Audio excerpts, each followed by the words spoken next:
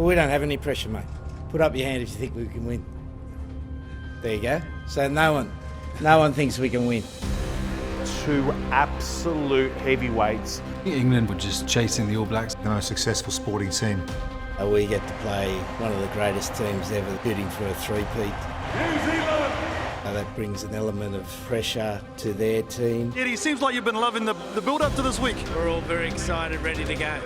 Two brilliant operators, knew exactly what they were doing. We don't play England very often, but it's more the semi-final we're excited about. We have to talk about the Haka. It certainly set the tone, didn't it? You want box office, you got it.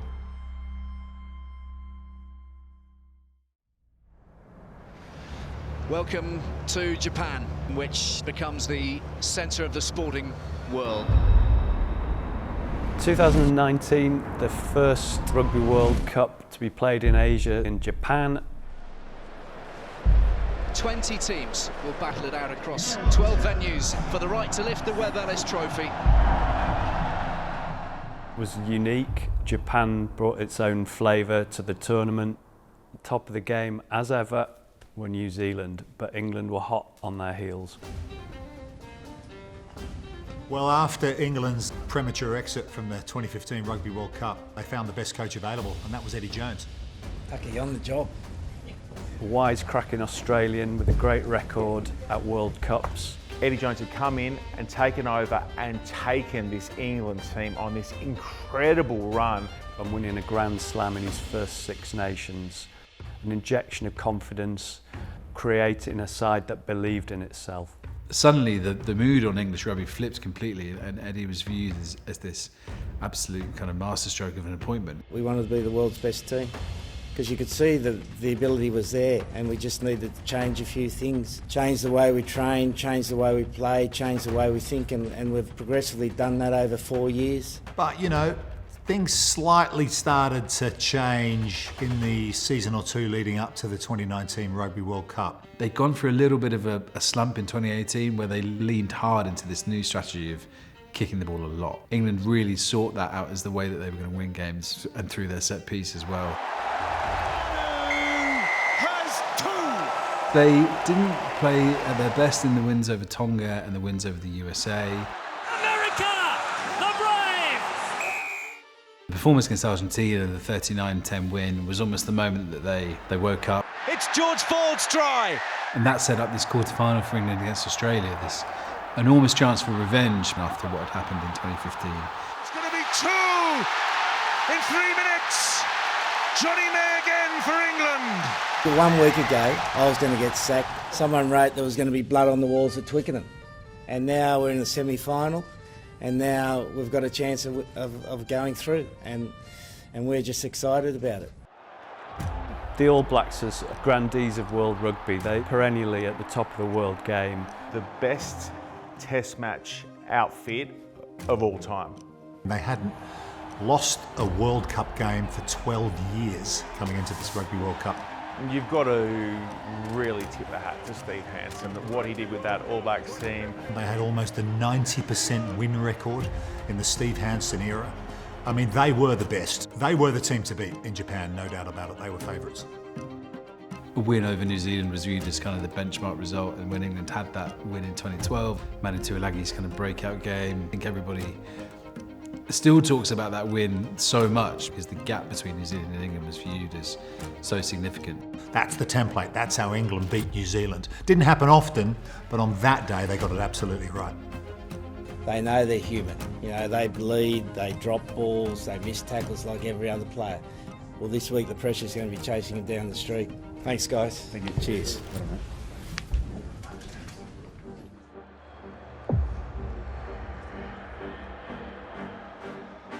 New Zealand hammered Ireland a week previously. It's going to fall for the All Blacks. Barrett sweeps into action. Bowden Barrett towing it ahead. Bowden Barrett finishes it off. Outstanding performance last week. Have you tried to build on that to get a better performance this evening? Well, look, it's just a matter of restarting again and making sure that we don't get ahead of ourselves. We've just got to come out and do the things we did well or even better last week. Eddie, seems like you've been loving the build-up to this week.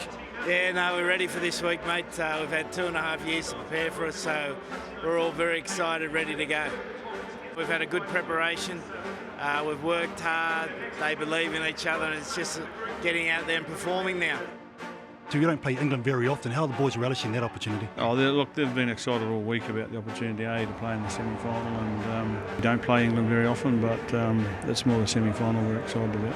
The little off-field back and forth between Eddie Jones and Steve Hansen has been box office as well.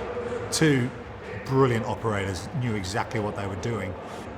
The #1 ranked side in the world against the #2 ranked side in the world. We have got two absolute heavyweights of the game set for battle in front of a full house in Yokohama.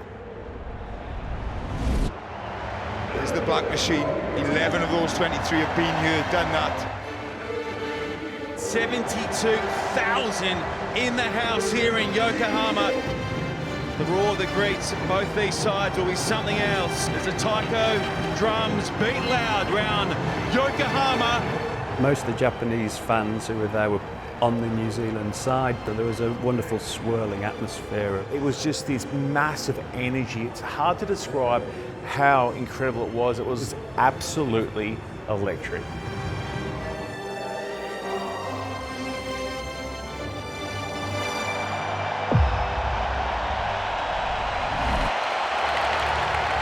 Anthems tick. Next up, the cultural challenge of New Zealand. We have to talk about the Haka. I'm sure the English team will want to man up, aim up. They won't back off, that's for sure. When the Haka took place, you could hear a pin drop.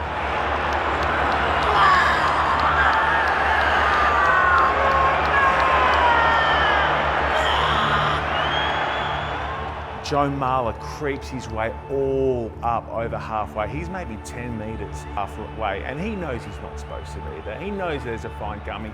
He does not care. The officials got involved and said, you've got to go back a bit, you're getting too close.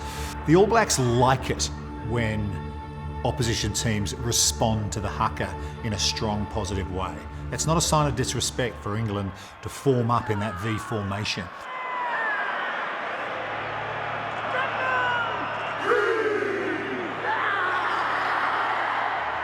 Was it a smirk? Was it a sneer? Was it a cheeky smile from Owen Farrell? But it certainly set the tone, didn't it? England might never say this out loud, but the £2,000 fine when Joe Marler went a bit too far, I think was probably money well spent. Seemed to have a real galvanising effect. You knew at that moment that England were well and truly up for this.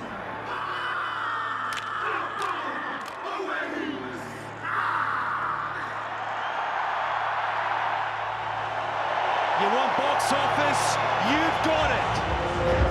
The atmosphere here in Yokohama is absolutely electric.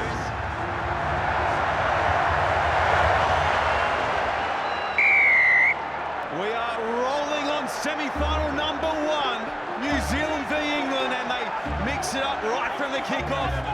England were trying to destabilise New Zealand. They came up with a trick play. A little fake kick-off to the near side from George Ford. Settling at the base there is Smith, who box kicks up over halfway, and England will be happy to play the first line out of the night.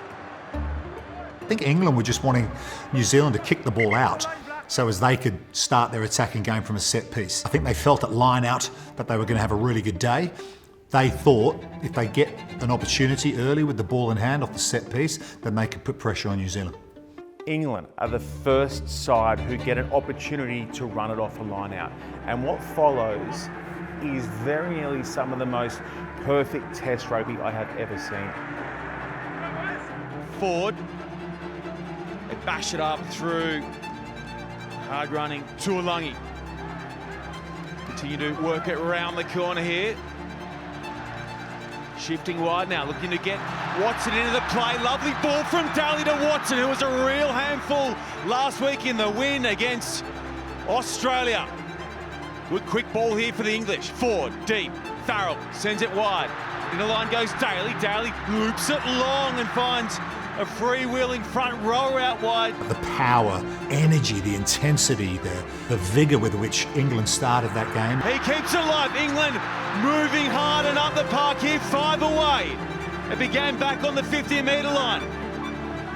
Bang it in close here through Laws. They pick and go and they're over. It is a rapid strike for England, and Manu Tuolangi's name goes up in lights at Yokohama. What a start from this English team. Ball in hand.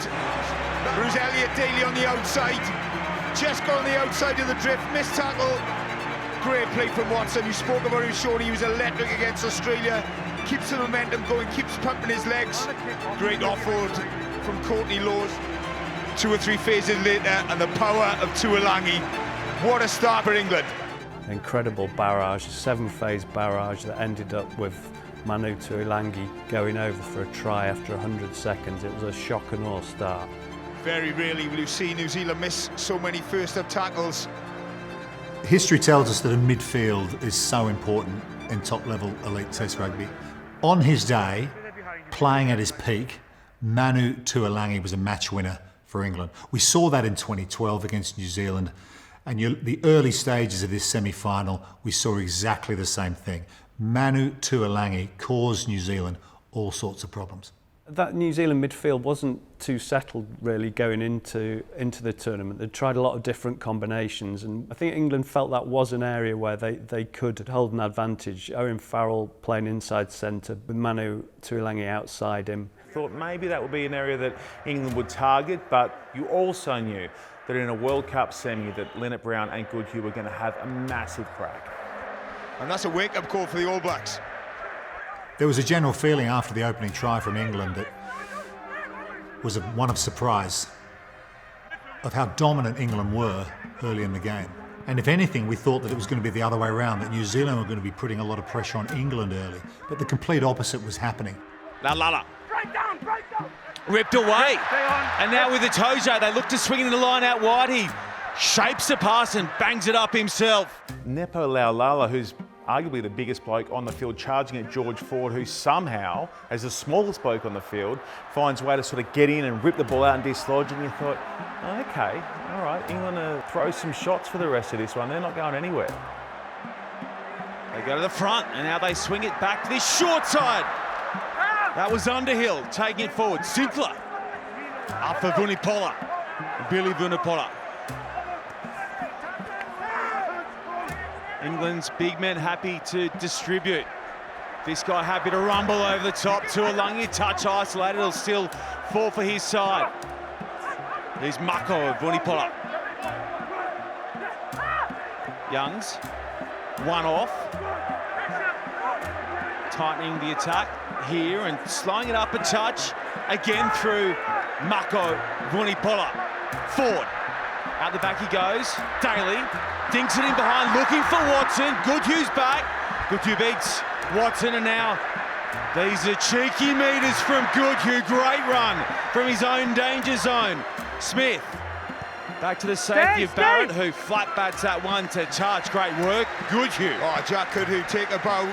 Using Ford and Farrell the way they did, England were able to really play to width, and they wanted to try and move the All Blacks around. This tends to be not the way that England have tried to play New Zealand in the past. They normally tried to keep it quite tight. This was a bit different. They were playing to the width. George to the middle. Youngs, lovely ball away from Youngs in all sorts of trouble initially. England were just playing with a lot of tempo. They were still sending up box kicks. They were still trying to dominate the air. But the pace that they were playing at, I think maybe caught New Zealand off guard a little bit. Sinclair out the back, turns his back on it, but it's going to create some room across this near side for Watson. The intensity of England, the breakdown really stood out early. Now you had Tom Curry and Sam Underhill, the kamikaze kids, Eddie Jones called them, sort of herring around the field, making big tackles, winning turnovers. First run, Phil Curry, and it's a good one too. Lovely handling from the English. Tuolangi, wide he goes to May. One of, if not the quickest guy on the park. Sinclair. Back. Hasn't he been busy inside this first 10 minutes of play? Steering towards the sticks, now it's ripped away by New Zealand, so their defence comes up big, and now they've got numbers across this near side. Goodhue going himself, they're going to link on the outside, silky hands across for Bridge, who beats the first up tackle of Curry. Brave stuff from New Zealand. Barrett into the line, Barrett holding it up beautifully. Itoje goes across with a key tackle, Smith back short side, Reese. Sevu Reese, he diced Ireland last week and put some feet to work on that occasion a bit. Mako Vunipola read well by Tuolangi. Here we go, England again. May looking to outpace Barrett, desperate defence. Still with May, then dropped. Then dropped and now back with New Zealand. It is frenetic from both sides. The tempo of the game was so high. England could have been further ahead if Johnny May, after making a break, can just find Owen Farrell with the little pass inside. Thought he was in. Watch the work of big Scotty Barrett. Brilliant work from the big man. Fumbled from Farrell. Modern All Black teams always back themselves. All about making the most of every possession. Double playmakers out there. Richie Mo'unga at 10. Beauden Barrett at fullback. Either of them can come into the line and make things happen.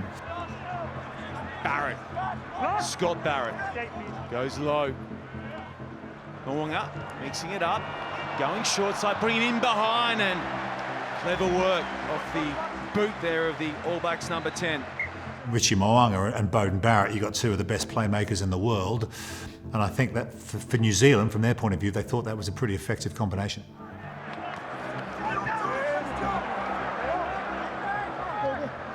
Mo'unga. First charge here for Retallick.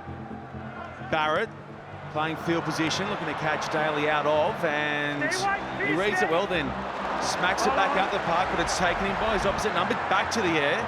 New Zealand want to make the most of every chance they get with the ball in hand. They want to use width, they want to put pressure on the opposition. The problem here is that England weren't allowing them to do that. They didn't have much possession, they didn't have any field position. And so anytime they got the ball, they were forcing a few passes and playing into England's hands. Real arm wrestle, isn't it? Since the first try, England flew out of the blocks. I don't think it's until about the 10th minute until we all get a chance as a crowd and as commentators and players and even people watching on around the world to actually get our breaths back. It's that frenetic. That's good, that's a good gap. Stay there. Stay there, that's a good gap. Taylor to the back this time. Pulled in by Whitelock, then it falls to the ground, and England climb in and rip it away through Moro Itoje. He's such a pest.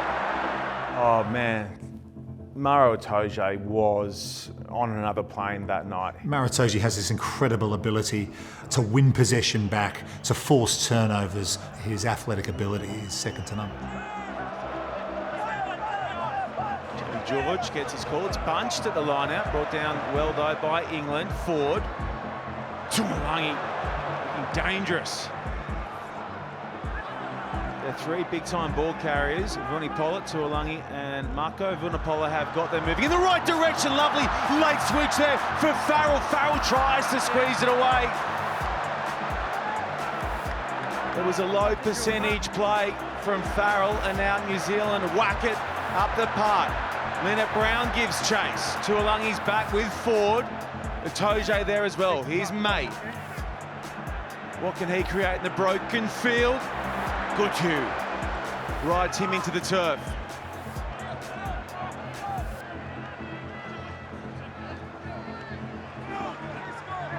There's a settler, one off the ruck. Ford and Farrell get set out wide. They won't get a touch here as Youngs goes to the air. Down by New Zealand, and they come spinning away with it through Leonard Brown. Bridge with Sevilla out wide, who sometimes moves like a winger. He keeps his width, and now the penalty advantage here for New Zealand. Aaron Smith up for Retallick. Barrett chiming into the line, probing, looking for Smith, can't connect, will go back for the initial penalty. You're never on your feet. And you kept your hand on it afterwards as well. Yeah, did everything right, Owen Farrell and the All Blacks 22. Fantastic line. Just watch the switch play. Brilliant from foot, but then he just goes for the miracle ball. It's just not on, just needs to keep the ball there, be patient. Farrell recycle the pressure. You've got the All Blacks under all sorts of pressure. He knows. And then a double whammy. Sam Underhill penalised for going off his feet. Clear penalty. Nigel Owens talking all the time. Aaron Smith, as any good scrum half referee in the situation as well. It's a big penalty on the halfway line, KT, just to relieve some pressure for the All Blacks, because they are under the pump. A big decision. Where do they go for the shot? Looks like they're going to go for the corner, New Zealand. Yeah, so that's good, yeah. All good so far. Okay, are you ready? Interesting selection call from New Zealand coming in. Scott Barrett at 6, Artie Savir on the open side, Kieran Reid at number 8. I think New Zealand went big. They had caused England a huge amount of trouble at the line-out in the previous year. I think that was an area that New Zealand thought they could really attack England, but if anything, it went the other way in this game because England were dominant. Taylor to the back, it's knocked away by Laws. Great read of the line out. And we're heading back. Is the call here that it was taken back into the 22? I think it might be. Oh, the athletic work of Laws. Wait, no, Nigel Owens overrides the main point and says, actually, we're heading up the park. George Ford's entitled to put it straight out.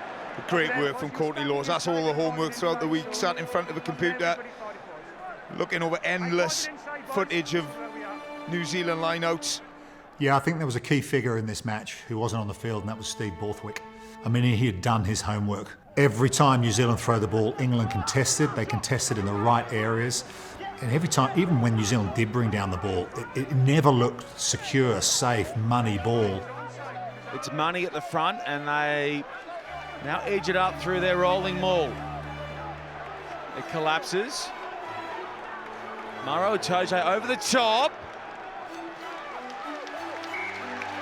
England muscle up at the maul and win the turnover. And that's the fourth line out. Win the ball, get the drive going. Clearly taken down by the black, as Nigel Owen explained, and that man, Maro Itoje. What an opening. That was a key part of this game. The way that England could apply pressure there, the way that they forced so many errors from that All Blacks line out. England, through the pressure that Itoje and Laws and their other jumpers applied, they were dominant in that area. New Zealand thought they could really attack England. Thus Scott Barrett wearing the 6 shirt, but if anything, it went the other way in this game. Players taking a natural breather. Big men out in midfield. England shortening the line out this time. 5 men. Both Vunipola brothers out in midfield.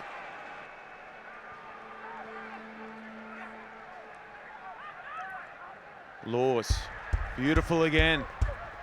Maka Vunipola, the prop, pushes ahead in the midfield. Here's his brother, Billy Vunipola, slick hands. The Vunipola brothers, Billy and Mako, big players for England in their forward pack. They were having a great game, but all the forwards were. Everyone was stepping up. Billy Vunipola, Savia over the top, makes it ugly at the back, nothing happening. Here's Laws. Good recycle, and again, the England power runners line up for another crack at New Zealand. It's Mako Vunipola. He's 6th run already. Here's brother Billy. Billy desperate for the offload, can't get it away. They're moving though.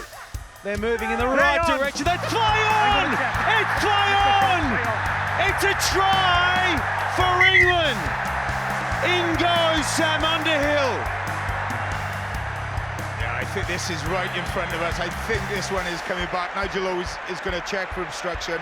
Sam Underhill, who was having a fantastic game, thought he was under the post. It would have made it 14-0 with the conversion to England, which is a massive lead.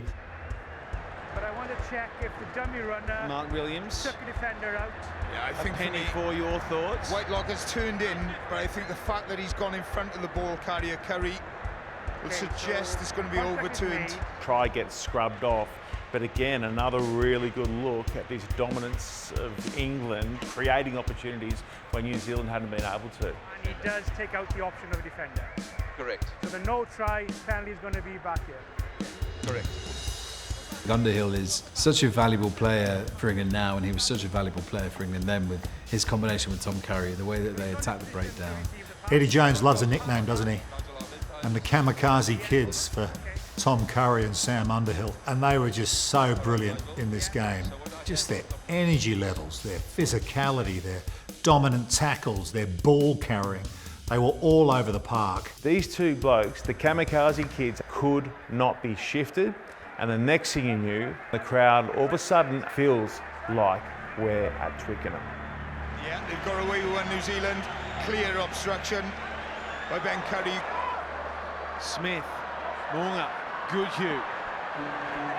Starved of a whole lot of possession. These first 25 minutes of play. New Zealand, Barrett, Reese. Shrugs off one, and he's loose back in field. Moonga floats it over for Goodhue. Goodhue. Down by Toja. Barrett. Stay 9. Okay. It's a shallow up and under, and it's grabbed nicely by May. He's been steady under the high stuff. George this time, standing in the tackle, offloading well. Then the kick on the other side. And Farrell, a little ginger in back play here for England. Barrett keeps it alive for Retallick. Has Sevilla on his hip, can't find him. Goodhue's there though. Goodhue for Barrett, Bowden Barrett, back for Goodhue. Goodhue into touch.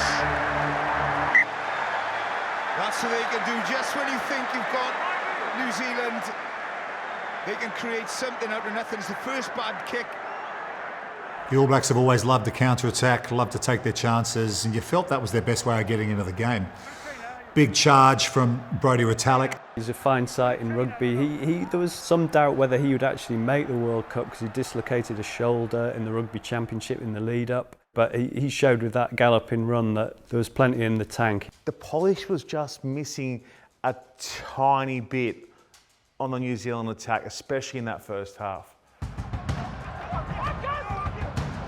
Itoje. It's clockwork at the moment at line-out time for England. There's a few spots of rain start to fall at Yokohama there. Forward pack goes to work with a rolling maul, countered well though by New Zealand, and now Youngs is forced to spin out of it. Farrell, good hands to hang on. Watson in there lending his assistance as well. That was a huge shot from Moody.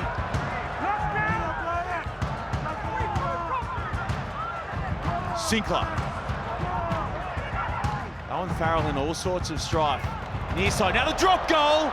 It's on its way, and it is off to the right. The worry for England was that they were so much on top in the game, yet the scoreboard wasn't really showing that. They didn't have the game wrapped up, that's for sure. Ripped away by New Zealand, a huge play. Under pressure, and their line-out snaps one back from England. Moonga, no look, ball across for Bowden Barrett. Sevu Reece has hardly had a handle after 38 minutes of action. Can they stun England here in the shadows of half-time? Taylor. Forward with a good tackle. Moonga. There's that rush D from England. Work out okay after the initial miss from Curry. Moonga looking for options and bereft of them across to the right. Now England strong with a counter. Steal for England, and it'll come one of their kickers, and it might just be 10-zip at the break. That's huge from England. Oh, it's big. All Blacks throwing everything at England that time. That man, Manu Tuilagi'i, he's shooting up on the outside and he's cutting off Mo'unga's options. Just see the man on the outside, he's shooting up, puts Mo'unga into two minds, turns into the big fellas, and we saw one of the Kamikaze kids get over the ball and win a penalty just a split second ago. That time, Sam Underhill over the ball, wins the penalty. What a first half from this English team. So with Owen Farrell not moving too well, in steps Ford. to take the shot at the poles. It's George Ford. George Ford,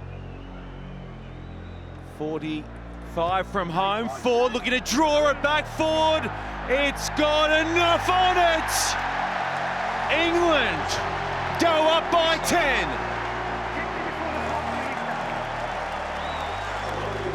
Big kick from George Ford. 10-0, totally deserved. They look frustrated. That man, picture tells the story. Sheer frustration from Steve Hansen. That is some way to get our semi-finals moving and shaking at the Rugby World Cup. One of the really interesting things around half-time was Nigel Owen says, off to the sheds you go. New Zealand head in that direction. England stay out on the field for quite a long time after. They huddle up on halfway for a good period of time, few more words, and then slowly make their way to the sheds. Given how dominant England were, the All Blacks going only 10-0 down, they probably would have been quite happy with that. You just felt, if anything, England had left more points out there.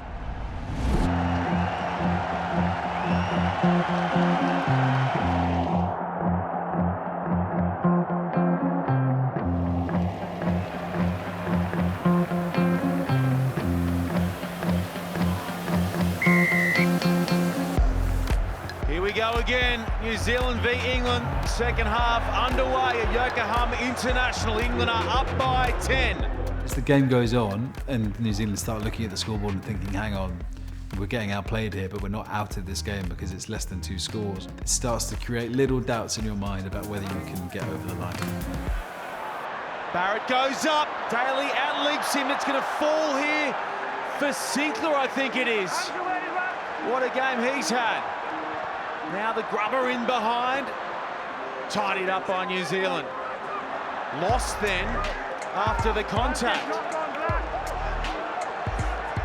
It's a big clean out from England. Laws, he's been a tower at line out time. Short to Mako Vunipola. Ridden down by Taylor. Ford.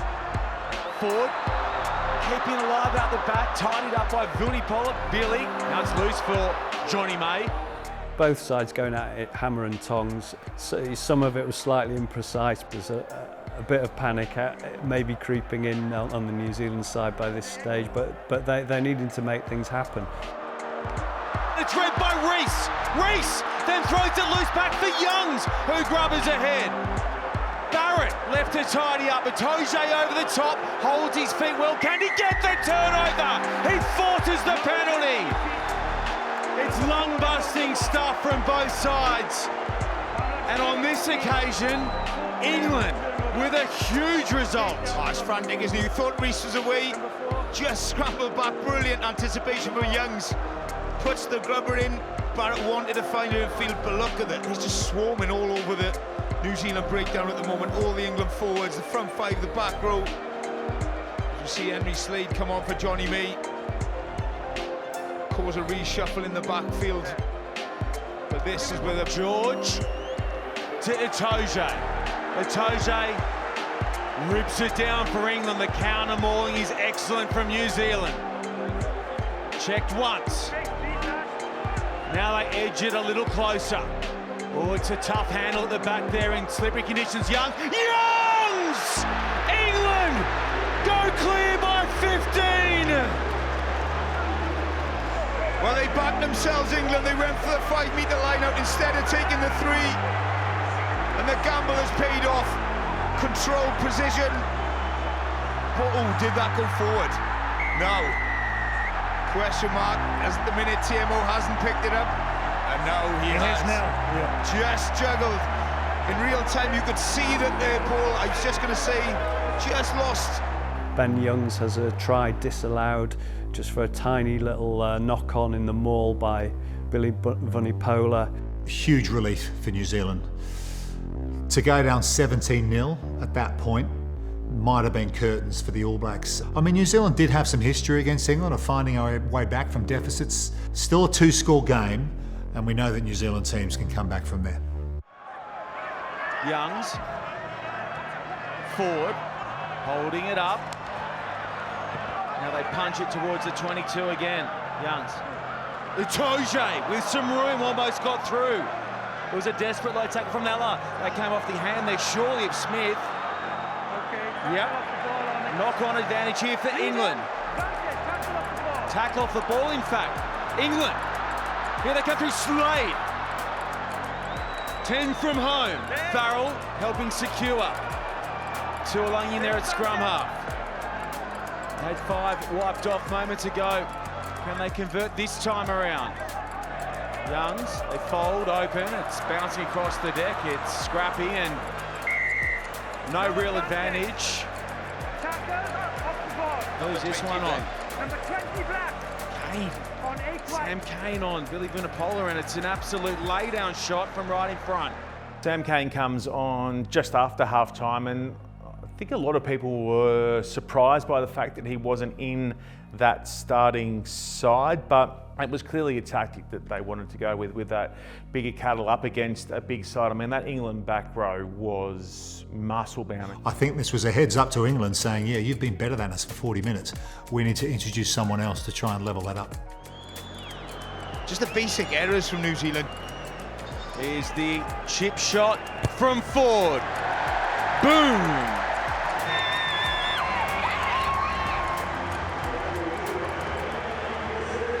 We spoke about how the New Zealand team looked very tired. 3 changes coming up for them. On to jersey 21, TJ Perenara for Aaron Smith.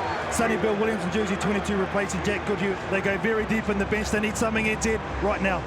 Sonny Bill's arguably the greatest offloader the game's ever seen.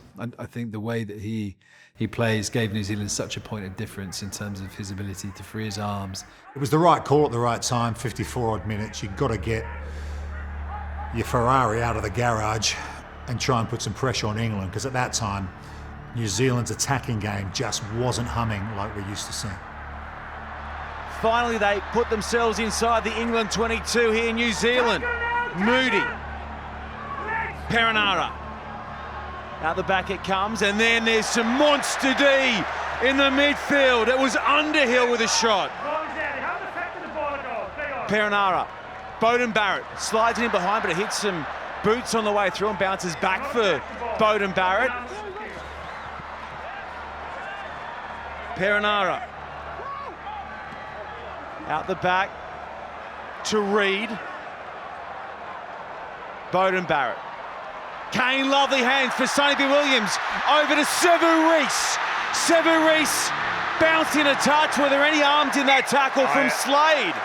Or was it just a shoulder? This will be interesting. Looked in, Henry Slade could be in a little bit of bother. Sonny Bill offered creating the attack for Severis. Henry Slade comes across with what looks like a really good bit of scrambled defence. I think if you're instantly hearing people question about how much arms were used in the tackle, then it's going to be a little bit dodgy. The TMO has a long look but deems that it's all okay to play on.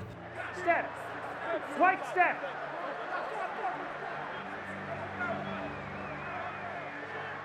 George. Oh, it's overthrown to Arnie Savia. New Zealand are on the board. Game on! The England line-out, which has worked to perfection all evening. You have to nail 5 metres out. Overthrown an Arnie Savia. Christmas has come early. The throw comes in, and the other man that we said we wanted to see more of late in this game to make it a contest pops up big time. Arnie Savia steals one back for the All Blacks. You can't drop your guard against New Zealand for a single second, and suddenly England are looking at another New Zealand comeback, more heartbreak. They had to pull themselves together under the posts and regather themselves. Big kick for Richie Mwanga. Gets them within 1 score. If this goes over 13-7, and we have a game on. Richie Mwanga. 12 in from touch.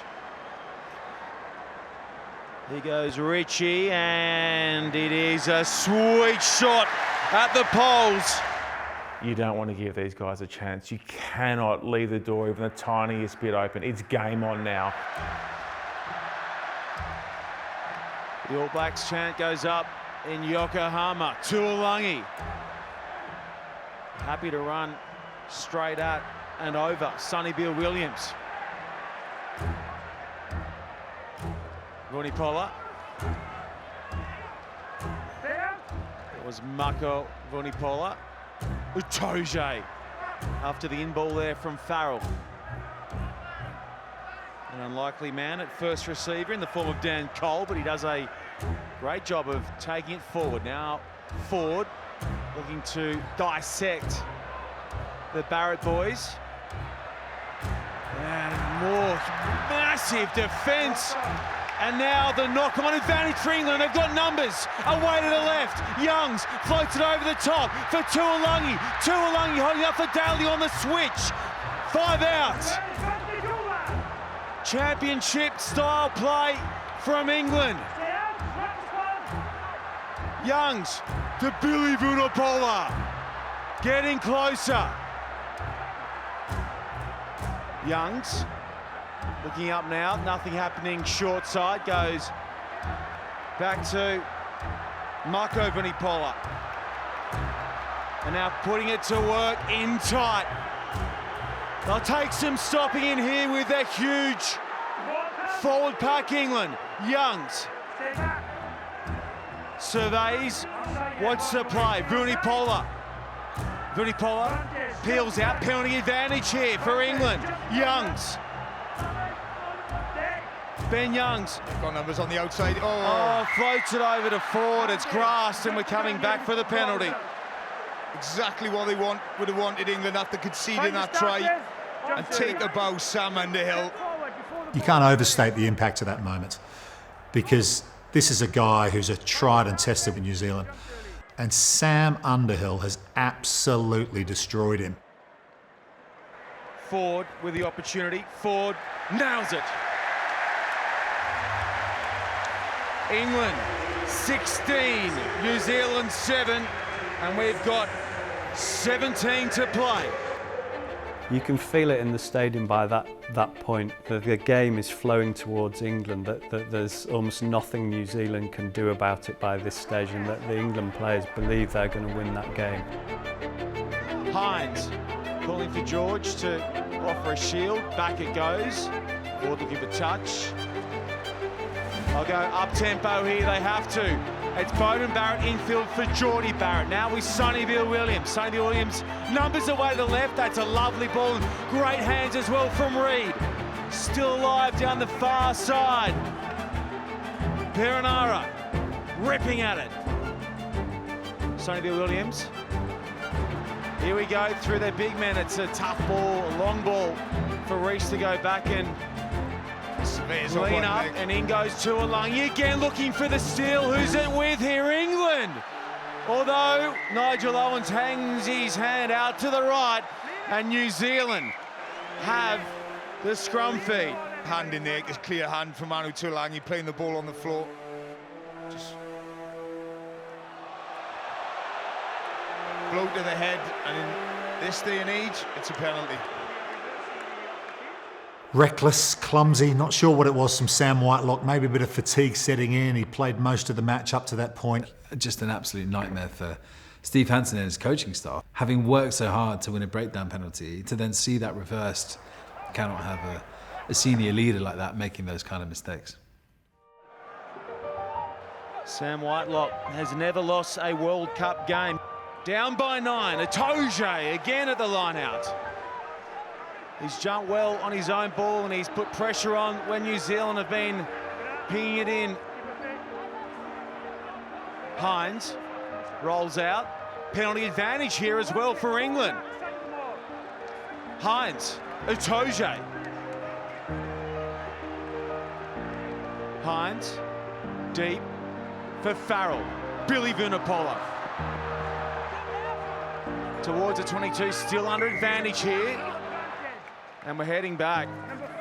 There's the call. It goes against Brodie Retallick. And this time Retallick gives a penalty away. That this was not going to be New Zealand's night, that their three-peat dream was likely extinguished. Not the way Steve Hansen would have wanted to end his New Zealand career in a bronze final. Ford. George Ford. Pipes puts it right on through. 19, play 7, and we've only got 10 to run. England are clear. 12 points down, you just know All Black teams have the ability to find a way. On this day, no, just wasn't going to happen.